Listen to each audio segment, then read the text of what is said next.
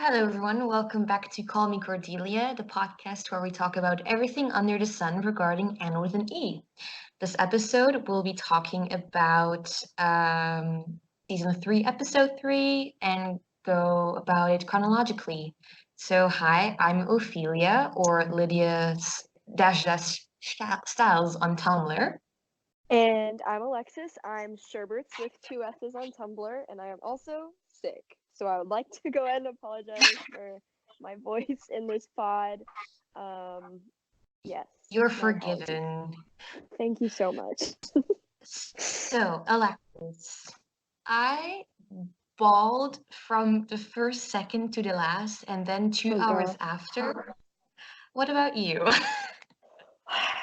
I pretty much went into the episode and I was having a good time, which I should have expected to be stripped away from me immediately, but I was watching it with a friend and we both were sobbing by the end of it, and then we laid on my couch for 2 hours just in complete silence afterwards. So that's pretty much how my night went watching this episode.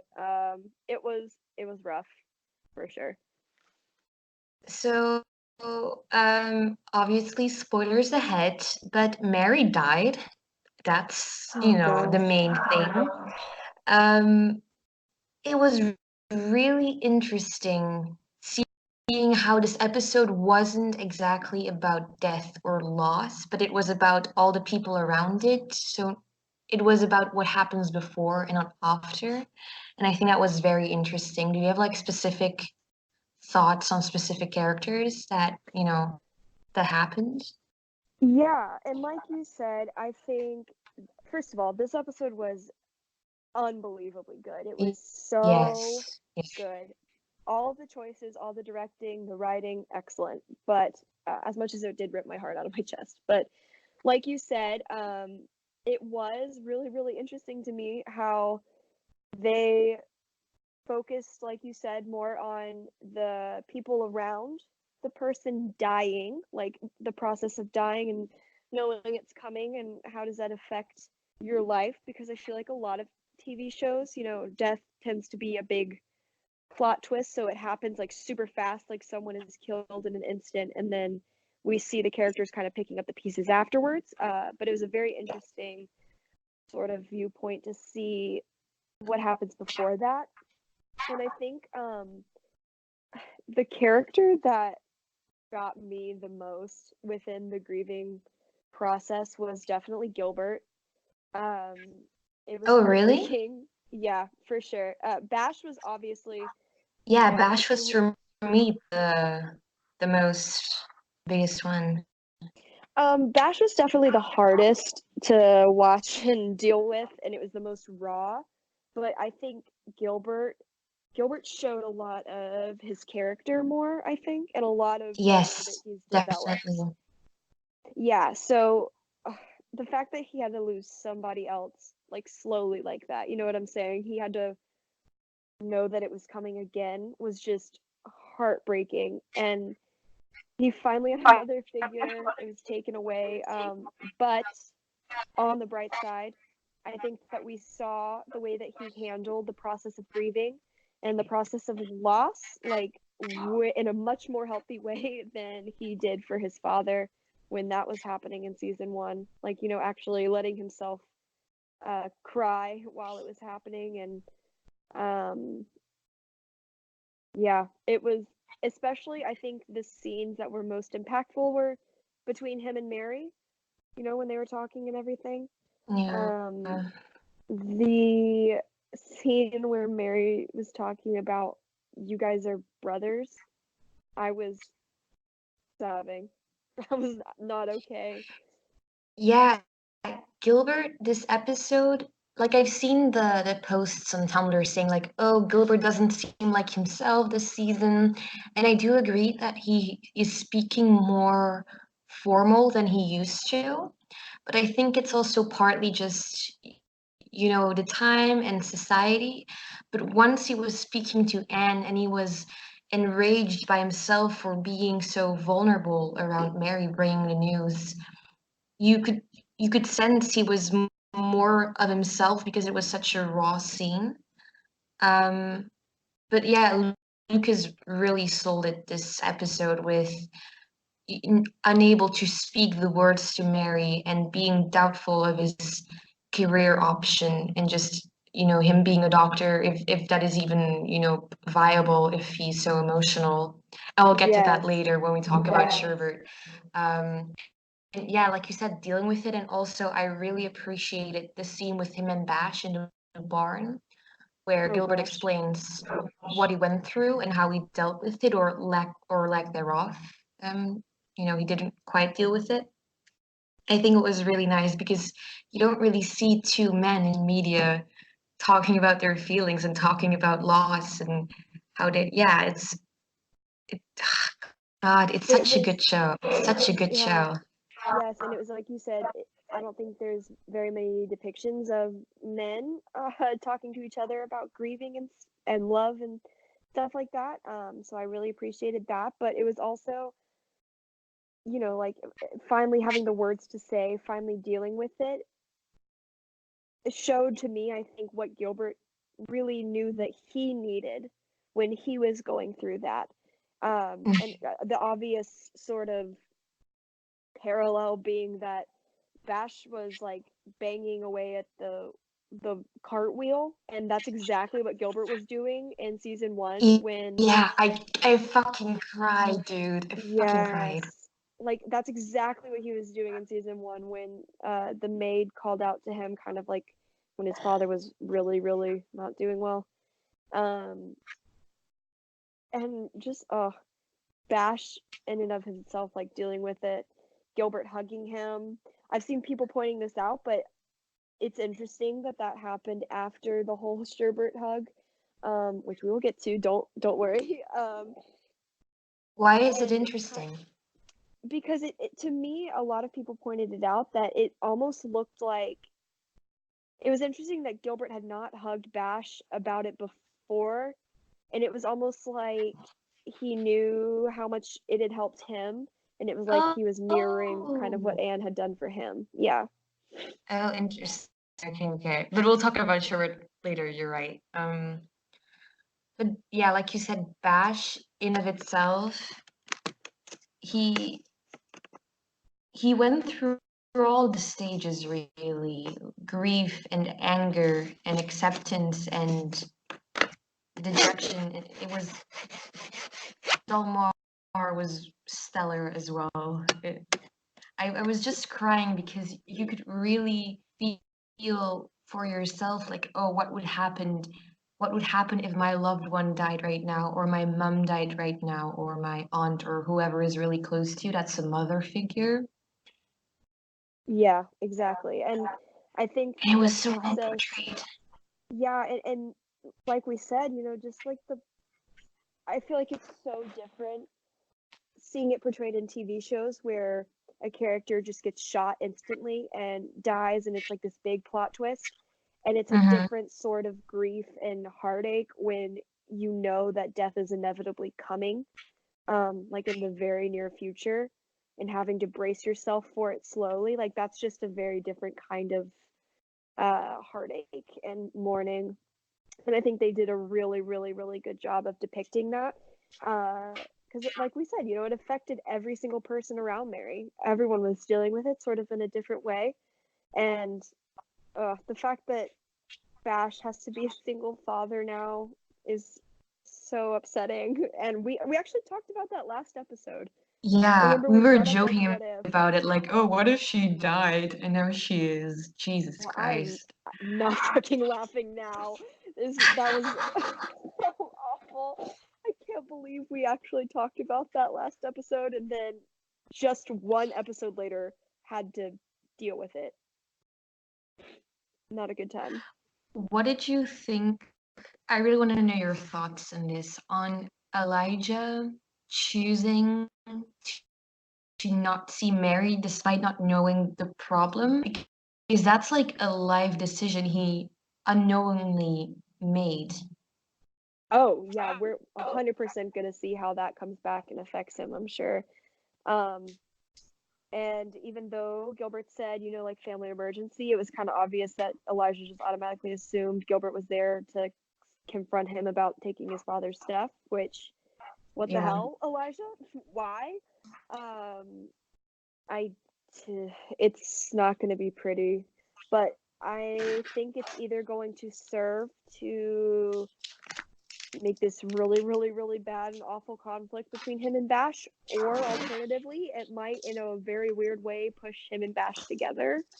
And I think in the same way, it's going to either do awful things to Elijah, like it's just really going to send him over the edge, or it's going to cause him to step back and reevaluate where he's heading. I don't know which one it'll be, but either one of those I think is pretty likely. I don't know either. I really wouldn't know because he's such I don't know the English word for it. I'm sorry, guys. Wait.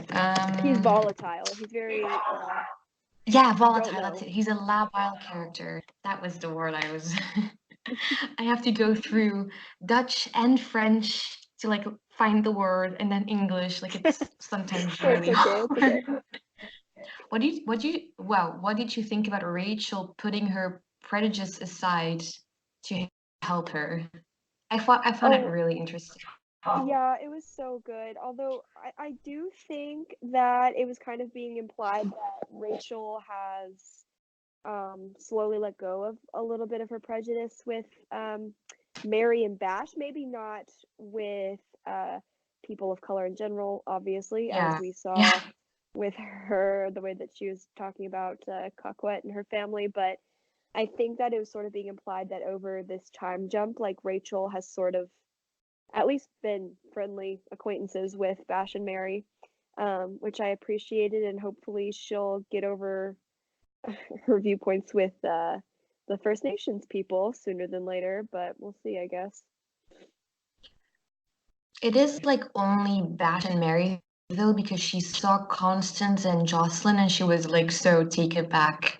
So it's really just people she knows that she, but it was cool to see because of Mary, she like put it aside for a second, and it was nice.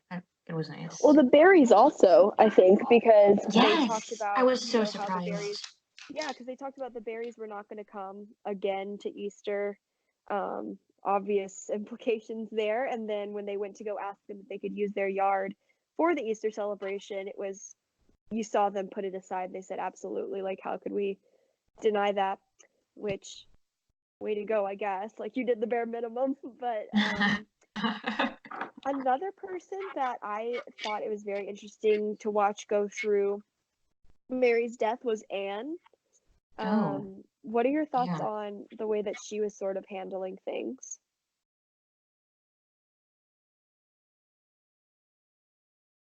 It was very peaceful.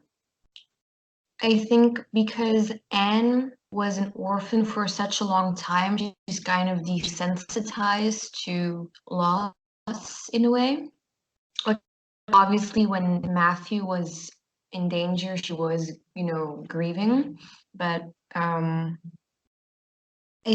think she just understood on a certain level that others couldn't. I don't know, it's hard to explain. Like she just got it, what loss can do to you, especially to Delphine now. Yes, exactly.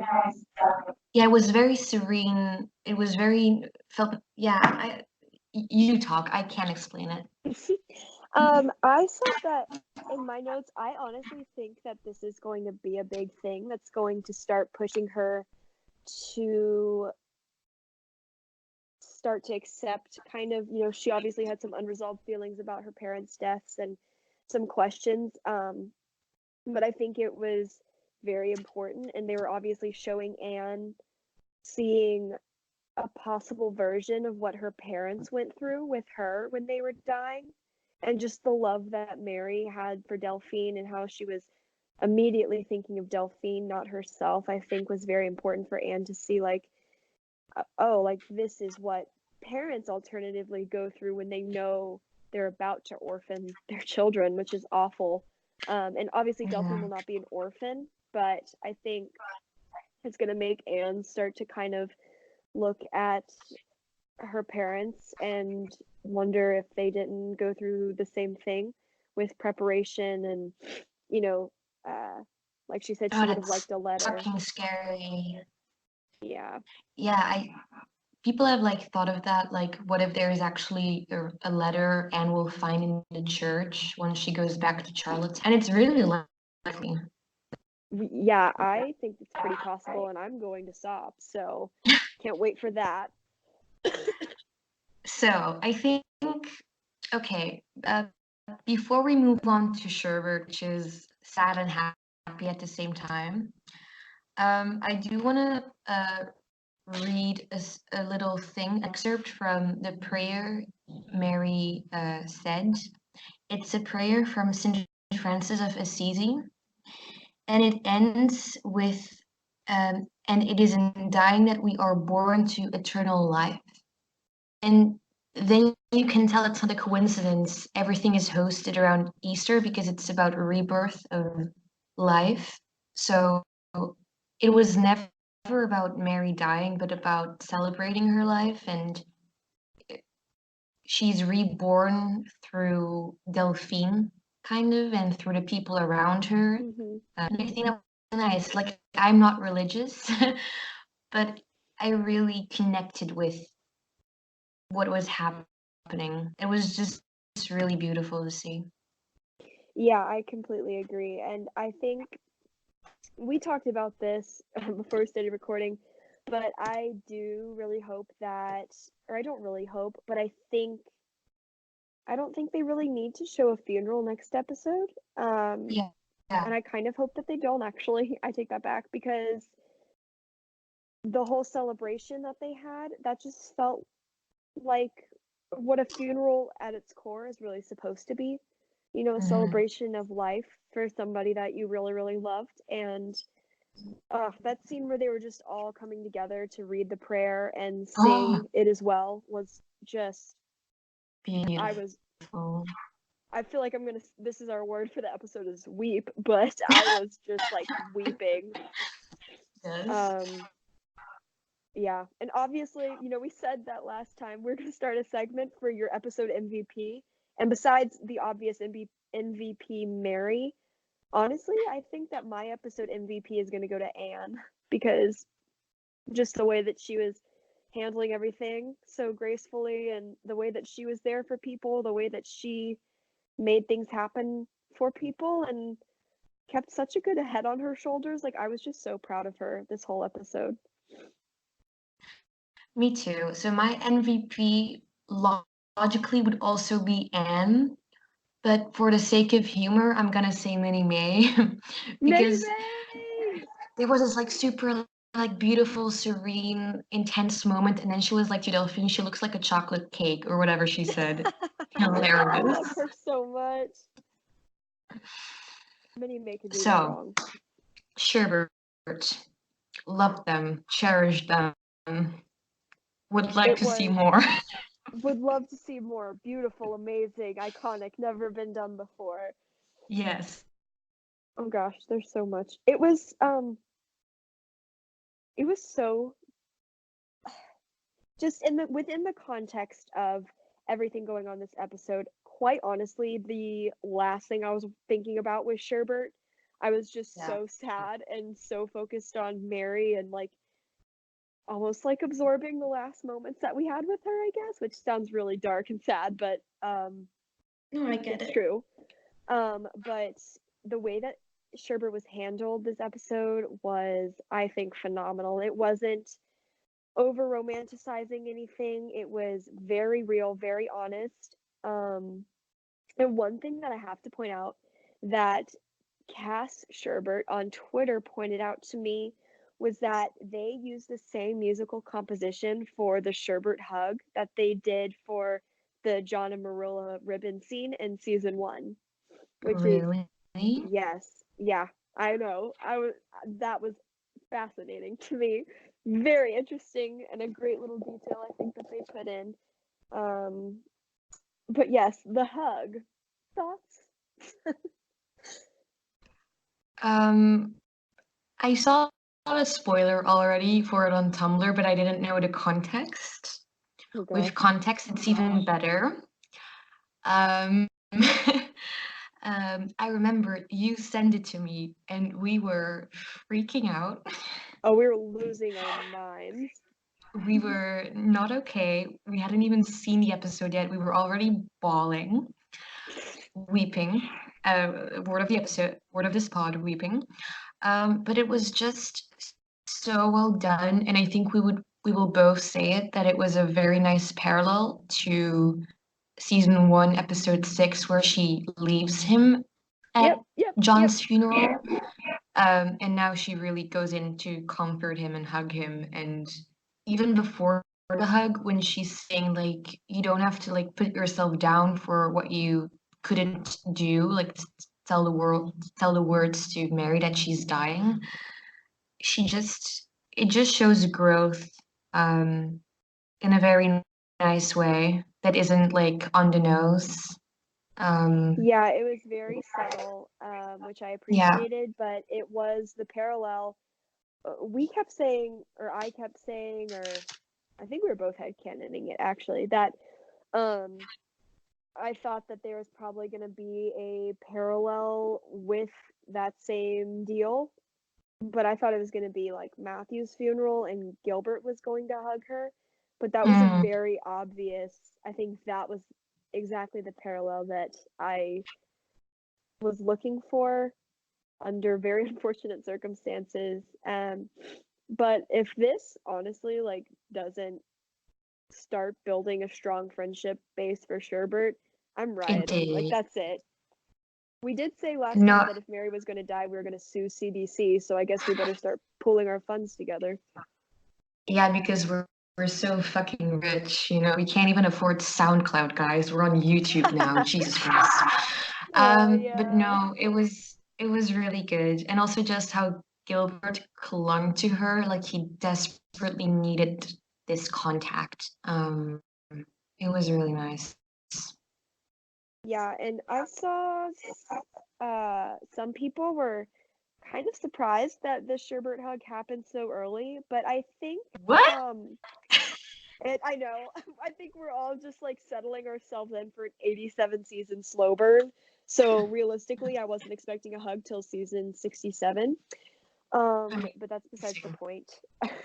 I just think that it's less about the exact episode or like percentage wise how far we are into the series as much as it is more about like the timing and circumstances. And I think under the circumstances that were happening this episode, it made a lot of sense and it worked Yeah. perfectly well for me personally. Yeah, So I think through loss, something so intense, you definitely make a bond.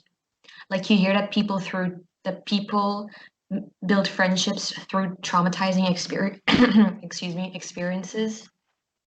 So yes. yeah, I think this is definitely like the starting point of a stronger friendship. And like we've seen in behind the scenes picture that they're like sitting together in various places. So Oh gosh. um Alexis, marry for love and only love.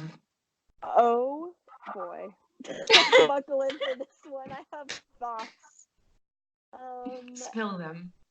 so I think obviously it was kind of giving a little nod at future Sherbert, but I think it is so so important that she said that.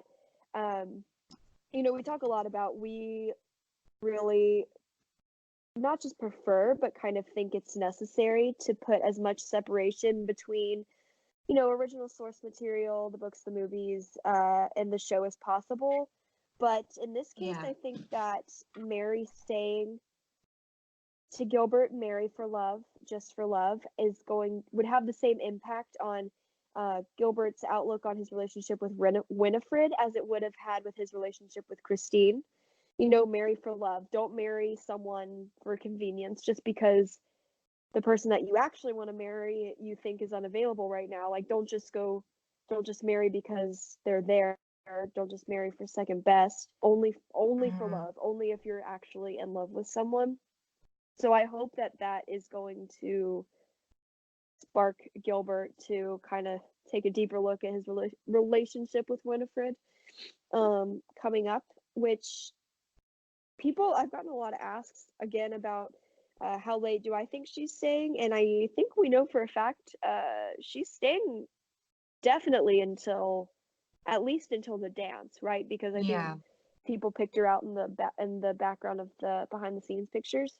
yeah. Um, but I honestly, I am clinging to the hope, and I might be looking like a clown when it doesn't happen. But I'm clinging to hope that the dance is going to be extremely decisive for Sherbert. Not just the dance practice, because we saw that scene obviously of Sherbert I'm not staring into each other's ready. eyes, which I'm we not did 2 ready. I'm not episodes. ready. I'm not I ready. I am absolutely not prepared, but I think that the dance itself is probably going to be a really big deal, and I wouldn't be surprised if that is the setting of where Gilbert really kind of looks at Winifred and realizes, I don't see this going anywhere else. This is kind of me like trying to get my mind off of Anne, which isn't fair.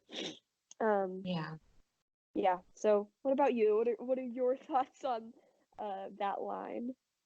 Well, I agree with everything you said. I do think the ball will be a catalyst for everything after regarding Sherbert. Maybe even Anne realizing the depth of her feelings. Who knows? Oh boy. We only we only have 5 seasons, so it's bound to happen sometime.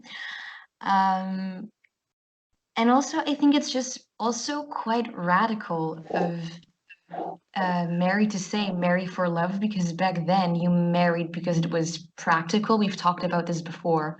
Um, but yeah, that's such a radical idea. Like, yeah, marry for love, not because someone's rich or, has connections. I mean, that's really cool. That was just really cool to hear. Yeah, and it was, I think, obviously framed in a way where it is 100% going to come back up later, or Gilbert's going Yes. to kind of make a nod to it. Um, and let's be real here. There's like no other really context that it would be nodded back to than Sherbert. So buckle in for that, ladies. I think it's going to be Do you a wild ride. do you think Mary wanted Anne and Gilbert to be together? Yes, absolutely. Yeah? I'm gonna I mean, obviously there's no like evidence directly pointing to that, but the way that the Cuthberts were kind of framed in this episode, like, just kind of coming in and out of their house, and Bash feeling comfortable enough to drop Delphine off, I think was obviously implying that the Cuthberts and the Lacroix slash Blythe families are together a lot and kind of comfortably in each other's lives. So I feel like there's absolutely no way that Mary has not picked up on that at some point, or kind of been like, man, like Gilbert and Anne would make a really great couple. So I don't know. Also, the fact that Bash had noticed, in season 2 and made jokes about it, I feel like is illogical to think that those jokes just stopped once they moved in together. So yeah, I Yeah, don't yeah, know. I think probably. so. Um, so I think we're now putting in a stop to the Mary storyline, and we'll quickly talk about the residential school plotline because that's quite important, and then some trivial stuff that happened in between. So the residential school plotline, scary. Let's talk Yeah, about it. not excited about that. I would love to hear your thoughts on it though, because you did mention that I think you are a little more educated on it than I am, because you actually went and saw the First Nations museum, right? Like when you were visiting in Canada. Yeah. So I went to Canada 2 years ago, I think, and we went to the, history museum. And a part of it was about the children going into those residential schools, and they, were split from their families, and had to learn the Western way, kind of what is being said in the show. And it just, it's kind of like a genocide of culture. It's not a good time at all. And it's kind of a hidden part of history of which Canada is still apologetic about it. Um, so that'll definitely be interesting to see how they handle that. And it's also quite, um, relevant today as well, because right now children are still being split from their families. It's a different situation, but it's the same sentiment. Yeah, something to add? Um, yeah, I completely agree with everything that you said. It's a terrible, terrible part of history. Um, and I'm from America, and obviously we did not and have not continued to treat the Native Americans well at all. So I think that it's going to be a difficult storyline, but it's something I am so glad that Moira decided to talk about, because it was absolutely something that was going on in the time period that her show is set in. And I wouldn't be surprised at all if, we saw that BTS picture of the girls coming out of the courthouse with what looked like, a lot of people were saying, protest signs. So I wouldn't be surprised if Anne maybe went and visited Caquette and saw how maybe the conditions at the school are not good at all, and what it's really doing, assassinating essentially a whole culture and taking Caquette out of that and trying to take the culture out of her. So I'm thinking maybe that is what Anne is going to be protesting specifically, which we talked about, I think, during our trailer rundown. But it's going to be definitely difficult, it's something that 100% needs to be talked about. I am not excited though, because I love Caquette so much. She is so cute, so pure. She does not deserve this. She's adorable. Oh, I love her so much. Just even the few seconds that she was in this episode made my day, because she's just so cute. I love her. Did you see Gilbert Waiting in for the Anne. background just waiting?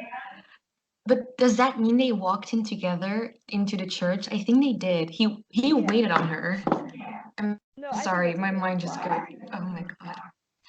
I think it was him kind of like observing how Anne also, is so civil with Caquette, in contrast of how we've essentially seen every single other character in the show, besides Gilbert himself, treat the First Nations Yeah. people for the brief amount of time that they've been on screen or talked about.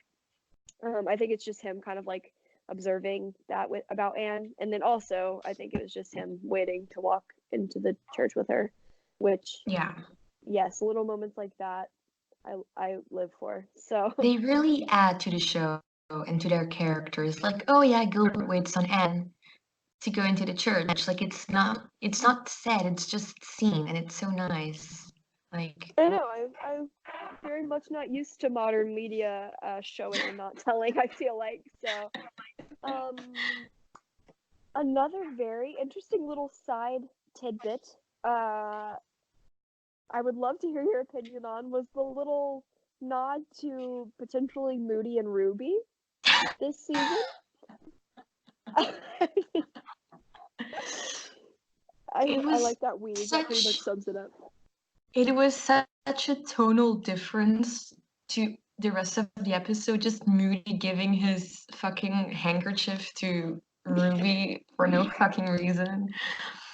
I don't know. So, I, well, I don't think we have to take it seriously. I don't. Yeah. no, but back then I know it was kind of a thing. It might have been kind of older than the time that we're set in, but I know that like back in Victorian era, if you gave someone a handkerchief, or like normally it was like women would give their handkerchief to men, it was like a sign of courting. Um, Oh, yeah, so it was just kind of, I think that's what they were trying to get at, was it was a little bit of a nod to that, with Moody kind of being like, no, you can keep it, which is kind of funny because like I said, I think, if unless I'm mistaken, I think that it was normally the women that gave their handkerchief to the men as a symbol of courting. So I love that. And I kind of hope that's a thing. I don't know. Like you said, I mean, it's way too early to take it seriously or read too much into it, but Moody and Ruby would be like a very interesting couple. Um, I think it would work though. huh? I think it would work though. Oh yeah, 100%. Because he's like so opposite of Gilbert. I think it would be so funny, but it would work. I think it would. So I wonder if they're gonna like continue on with that, or if that was just kind of like a another little, oh look, those darn kids and their crushes like moment. So I don't know. That was Yeah. just a little thing. And Also, Matthew being a precious little cupcake this episode, holding the Delphine in his best arms babysitter around Green Gables property, saying like, look, a horse and a goat and barn grass and Jerry goat. and the sky. What the fuck? It was gorgeous. It was Best so thing. good. And like that little moment where Marilla was descending the stairs with her and Matthew was like, careful, careful, and Marilla was like, I intend to be. Like that was so buzzword here. That was so on brand for both. It was just so pure. Honestly, every single person in this episode with that child, who is the most beautiful child I have ever seen, Yes, was God. amazing, and I appreciated it. Oh, also, speaking of that, when he was like walking her around and showing her, and he was like, Jerry, it was a very quick, subtle moment, but Jerry said, her nappy needs changing. It's easy, I'll show you. I think was pointing to the fact that Jerry has a very big family and that he's probably had to Yeah, take care of his younger siblings before. It was just a very subtle little moment, but I liked that. me, me Um, too. Do um, you, do you have more notes? Because mine are done, but if you have something more to add, then I do not have any more notes. However, we did get some questions in our Call Me Cordelia ask box, which you guys can send in yes. questions concerning the episode that we will be recording and covering that week at any point in time, or just actually, you can just send in questions anytime. We love them. So we can walk through some of the ones that we got this week. So one person said, what did you think of the choice to kill off Mary? I see a lot of people saying it was a bad choice to kill off the only woman of color and that they only did it for the betterment of the white characters, but I don't know. I guess I can just I didn't see it that way. It was sad that she died, but I feel like it was done so beautifully in such a heartwarming way that it really valued the show's ideals of family. Um, I agree. And Mary is not the only woman of color. You know, we have Coquette, but I don't think that was the intent behind it at all. No. Um, it definitely came as a shock. Like, I never in a million years would have seen them killing off Mary. Um, but I think, like the Sanan said, it showed it was for a purpose. It wasn't just they weren't just like killing off Mary to kill off Mary. It really reinforced a lot of the ideals of community and family in the show, like we talked about, and it was it was painful and but it definitely served a purpose, and I'm 100% sure it's going to continue to serve a purpose throughout the show and have an impact on it. So yeah, I don't know. What about you? Yeah, I think Mary's death, well, for one, brought the community together and like you said, showed like the values of a community, and especially for them of people of color, it mustn't been easy to like get into that community. So I think because of her death and because of how all these people saw how lovely they, they will be more friendly and open towards people of color, Yeah, like and that Rachel might and the even Marys.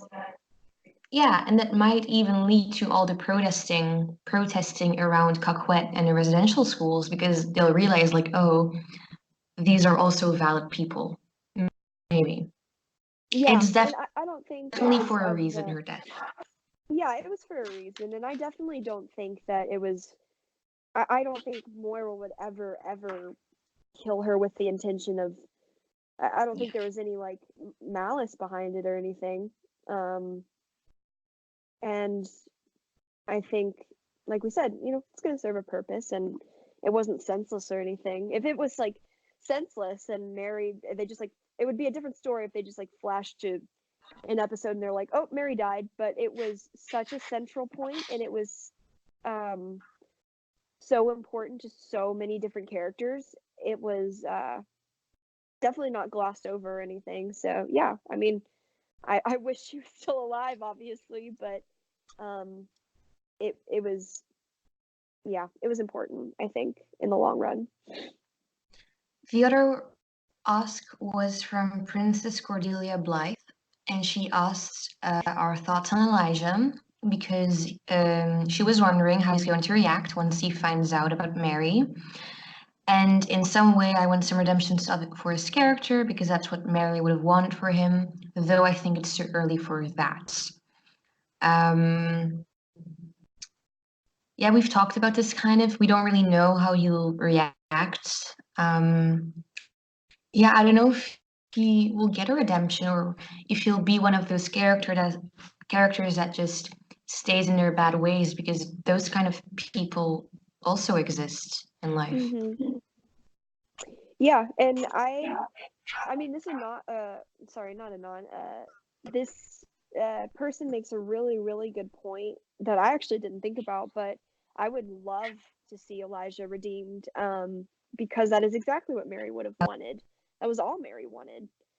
So I think it is kind of likely that this is going to push him more towards redemption. I hope it does. But I know that if it doesn't, Moira, again, for the millionth time, I trust Moira, and I think either way she'll do a really good job with it. But I think if he got a redemption, um, it would be really great to see that because that is what Mary wanted, and it would also potentially bring up a relationship actually between him and Delphine, or him and Bash, or maybe even him and Gilbert. So yeah, I don't know. Those are my thoughts on Elijah. I mean, current thoughts, I obviously not a fan, but I am open to potentially becoming a fan in the future. The next person said this was from Remelbub, and she said, I generally expected the Mary is sick plotline to be done in order to throw attention off of Matthew. Do you think Matthew's going to die this season, and do you think any other character than him is at risk to die? Um, so I think with Mary dying this season, I really, really, really don't see Matthew dying this season, if at all. Same. But yeah, I just feel like this season it would be really redundant, especially since we got some definite parallels to Mary dying and Gilbert's father's death in season 1. So it would have to be done very well, I think, to not feel sort of redundant and repetitive. But in terms of any other character, I mean, I don't think anybody is safe. I definitely was not expecting Mary. There was absolutely no way to see that one coming. But I think, yeah, I mean, I don't think anyone else is gonna die this season. I say very hesitantly, um, just because this was such a big, impactful thing. But yeah. Yeah, I agree. I don't have anything more to add really. Matthew won't die this season, that's for sure. And the last ask was from Anne Snow Queen, and she asked if we could talk about the Mary and Anne interactions and similarities. Well, their interactions were great. You could definitely tell they were very familiar with each other, that they were friends. And similarities, well, they're both, kindred spirits and very passionate and courageous and hardworking. Um, yeah, you can. They're similar because Gilbert also respects and appreciates them so much. Like they're very similar in character, and yeah. Yeah, we kind of touched on their interactions, but I loved them. They were just so peaceful. I mean, still very Yeah. sad, and there's definitely still grief there, but it contrasted a lot, and I'm kind of glad it was that way because the scenes with her and Delphine, her and Bash, her and Gilbert were so heavy and so heart-wrenching. For obvious reasons, but her interactions with Anne were just very quiet and still sad, but it was more bittersweet because I think Yeah. Mary sort of knew that Anne was going to start taking Delphine under her wing, and she sort of not expected that, but I don't think that would surprise her at all. Um, and the mirror, like kind of what we talked about, the parallel between Anne having lost both her parents and the other side of that, Mary being the parent that is actually being lost, was very interesting, and so sad, but very interesting. And so they are kind of similar. I think Mary probably has more of her feet on the ground and less of her head in the clouds, but they're both very strong. They're very determined, independent, um, strong-willed. Yeah, I think they have a lot of similarities, but their interactions were just gold. I loved them this episode. Yeah, I have nothing more to add. Do you? Nope, that's the end of my notes. I guess just Okay. general Well, last thoughts. Yeah.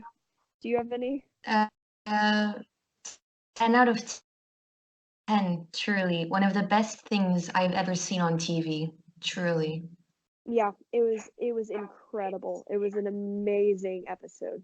Um, very sad. I feel like I'm still kind of like hungover from it in a way. Like I just still feel so like not so weighed down, but I'm definitely like I'll like think about it throughout the day. You know what I'm saying? Like I'm still thinking about it, which Mm. shows that it was an impactful art. But yeah, I loved the episode. I sobbed. I wept. Sorry, um, a lot. Weeping. But I am very, very interested to see where the rest of the season goes from here, just from everything that happened. Um, but yeah, I guess that's it. And we'll see you guys next week. If you have any questions or comments or concerns, feel free to send them into our Ask Box and we'll try to get to them. It's Call Me Cordelia Podcast on Tumblr. And oh, we announced this on our Tumblr, but we have now moved to YouTube for our streaming. Obviously, you know that if you're listening to Hooray. this podcast now. Yeah, we're broke. We're very, very poor. We're both university students and we are very poor. So we could not afford SoundCloud Pro at the moment. But I think YouTube is still very accessible, so Yeah. hopefully it goes well. Also, feel free to comment now, below the videos. We'd love to hear you guys' thoughts. So, I guess if there's nothing else, we will see you guys next week. Yeah. Bye, guys.